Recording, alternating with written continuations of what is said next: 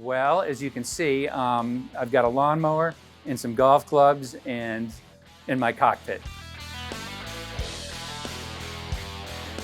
It started about 20 years ago with just a little joystick and in a computer monitor, and it's sort of evolved. It'll never be done. I'm always trying to improve it and upgrade it, make it more realistic, and yeah.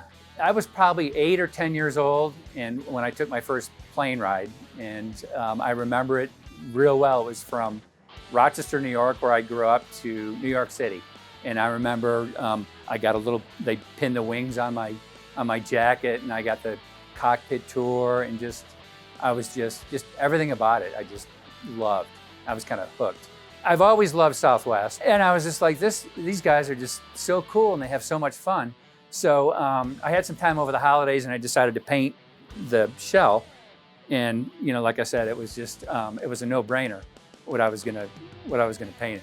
Well, I go over and I watch the planes land occasionally, and I'll drive by the headquarters, and I've always seen it from the outside, but I can't wait to go in and see the people and just see how you guys kind of roll over there. And of course, if I can see one of your simulators, that would be just the cherry on the ice cream, so to speak.